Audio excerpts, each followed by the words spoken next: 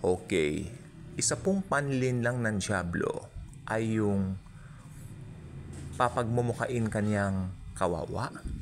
Okay? Papagmumukain kanyang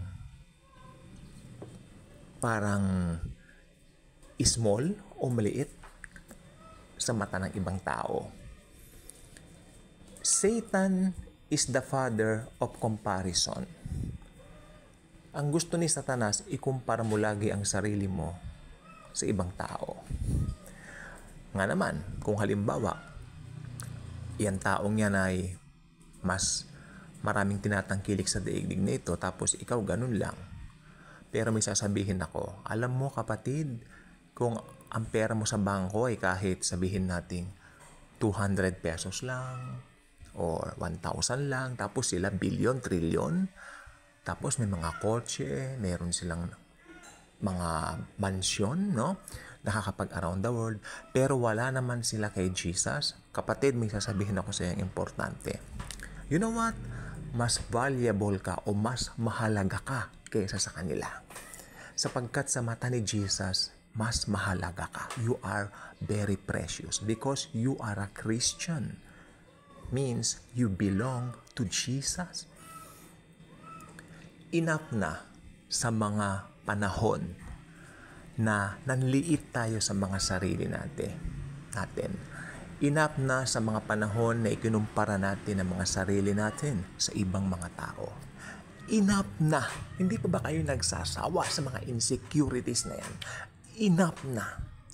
Maging conscious tayo kung sino ang nasa atin. Sino bang nasa atin? Si Jesus. It's Jesus. Wala nang iba pa.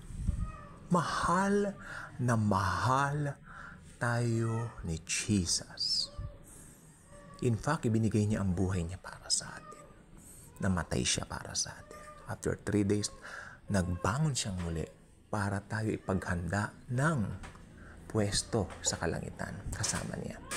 Kaya alam po ba ninyo, sa araw-araw nating buhay dito sa daigdig na ito, I call this Christian journey. Hindi po ito basta journey ng isang tao na ordinaryo. Ito ay journey ng isang Kristiyano. Pinakamahalagang journey.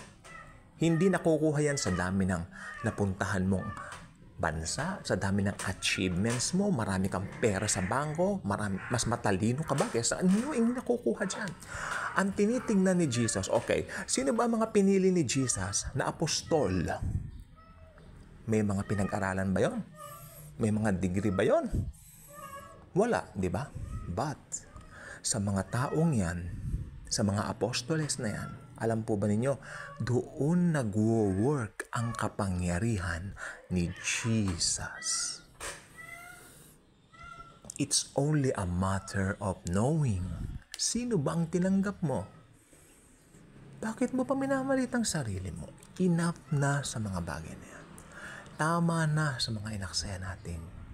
Panahon na na-insecure tayo, na-inggit tayo, nagkumpara tayo ng mga sarili natin kung kani-kanino. Nope, tama na. Enough na. It's about time na itaas natin ang bandera nating mga Kristiyano. Yun ay walang iba kundi ang Panginoong Hesukristo.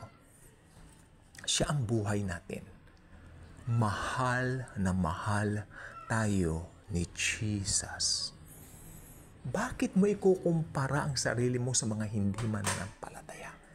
Hindi nila kilala si Jesus. Imbis na ma-insecure ka sa kanila, puntahan mo sila at i-share mo rin sa kanila si Jesus. Yan ang pinakamagandang magagawa natin. Sapagkat kumpara sa kanila at sa atin, mas kahabag-habag sila kaysa sa atin. Tayo may buhay na walang hanggan. Sila wala.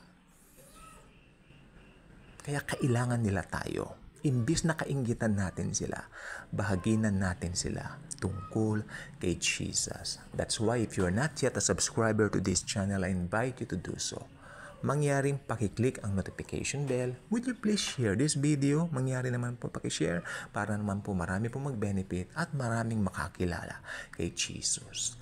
Thank you and Jesus truly loves us all.